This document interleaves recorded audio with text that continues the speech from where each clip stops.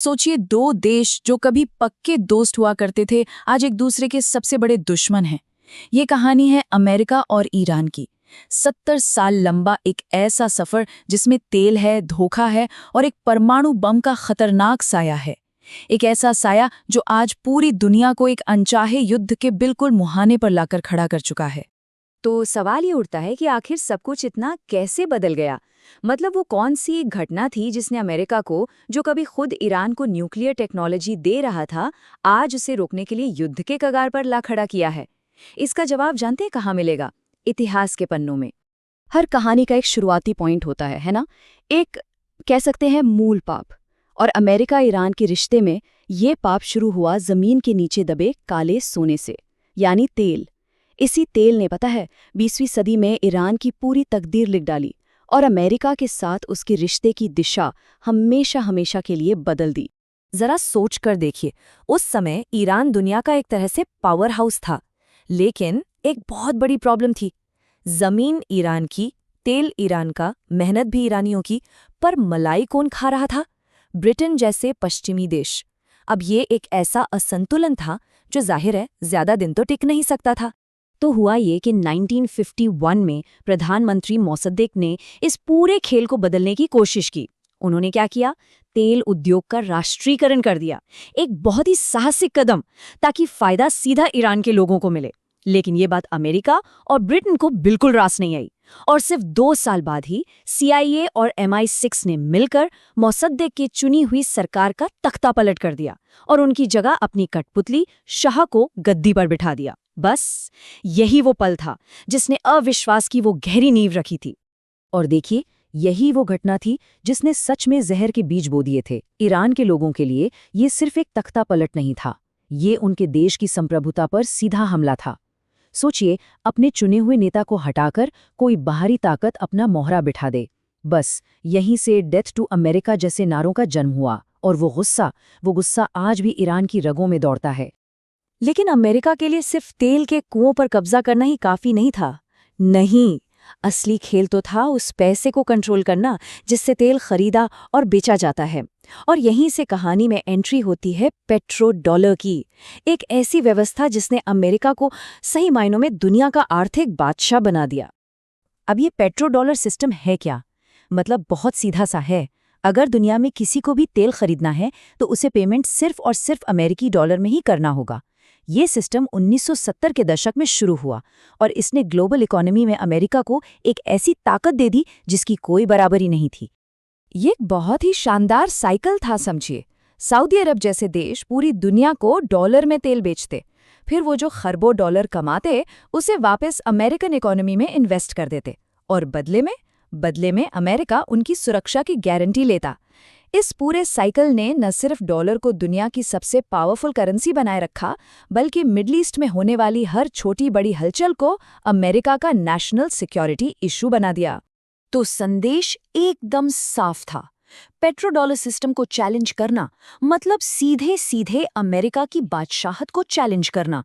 सद्दाम हुसैन से लेकर गद्दाफी तक जिस किसी भी लीडर ने तेल को किसी और करेंसी में बेचने की हिम्मत भी की, उसका हश्र हम सब जानते हैं। अच्छा नहीं हुआ। अब दशकों तक शाह का ईरान इस सिस्टम का एक बहुत जरूरी हिस्सा बना रहा और अमेरिका का पक्का दोस्त थी। लेकिन फिर आया साल 1979 और ईरान की सड़कों पर एक ऐसी क्रांति हुई जिसने इस दोस्ती को हमेशा हमेशा के लिए दफन कर दिया। 1979 में ईरान के लोगों ने शाह के खिलाफ विद्रोह कर दिया। अयातुल्ला खुमैनी के नेतृत्व में इस्लामी क्रांति हुई और ईरान एक इस्लामिक रिपब्लिक बन गया। शाह को देश छोड़कर भागना पड़ा और अमेरिका के साथ ईरान का जो गठबंधन था वो एक ही झटके में खत्म हो गया। अब इस क्रांति और उसके बाद के बेहद क्रूर ईरान इराक युद्ध ने नए ईरान को एक कड़वा सबक सिखाया। सबक ये था कि दुनिया में उन पर भरोसा करने वाला कोई नहीं है और यहीं से जन्म हुआ उनकी फॉरवर्ड डिफेंस स्ट्रैटेजी का। इसका सिद्धांत बहुत सिंपल था। अगर दुश्मन को अपनी सरहदों से दूर रखना है तो लड़ाई अपनी जमीन पर नहीं बल्कि दुश्मन की जमीन के पास जाकर लड़ो। और इसी काम के लिए उन्होंने हिजबुल्लाह, हमास और हूती जैसे प्रॉक्सी ग्रुप्स का एक पूरा नेटवर्क खड़ा कर लिया। अच्छा, जब किसी को लगे कि पूरी दुनिया उसके खिलाफ है तो वो क्या चाहेगा? जाहिर है एक ऐसी गारंटी जो उसकी सुरक्षा पक्की कर सके। ईरान के लिए वो गारंटी थी एक परमाणु बम। और बस यहीं से इस कहानी के सबसे खतरनाक चैप्टर की शुरुआत होती है, अंतिम हथियार को पाने की दौड़। अब एक चीज यहाँ समझना बहुत जरूरी है कि न्यूक्लियर पावर और न्यूक्लियर वेपन में फर्क क्या है। देखिए, दोनों के लिए यूरेनियम एनरिचमेंट की जरूरत होती है, लेकिन लेवल एकदम अलग होता है। जैसे बिजली बनाने के लिए सिर्फ 3 से 5% एनरिचमेंट काफी है, लेकिन एक हथियार बनाने के लिए इसे 90% तक ले जाना पड़ता है। तो पिछले 2 दशक एक तरह से एक खतरनाक लुका छिपी के खेल जैसे रहे हैं। एक तरफ अमेरिका और इजराइल स्टक्सनेट जैसे साइबर अटैक और हत्याओं से ईरान के प्रोग्राम को धीमा करने की कोशिश करते रहे, तो दूसरी तरफ ईरान अपनी टेक्नोलॉजी को और एडवांस करता गया। 2015 में एक हिस्टोरिक न्यूक्लियर डील से उम्मीद तो जगी, लेकिन 2018 में अमेरिका के उससे बाहर निकलने से ये खेल वापस वहीं पहुंच गया, बल्कि पहले से कहीं ज्यादा खतरनाक हो गया। इस डील के टूटने पर ईरान ने पलटवार किया, और ऐसा किया कि पूरी दुनिया सच में हैरान रह गई।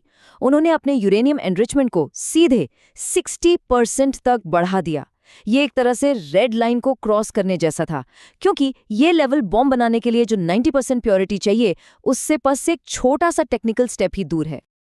आज हम जिस खतरनाक मोड़ पर खड़े हैं, वो इस एक आंकड़े से समझा जा सकता है।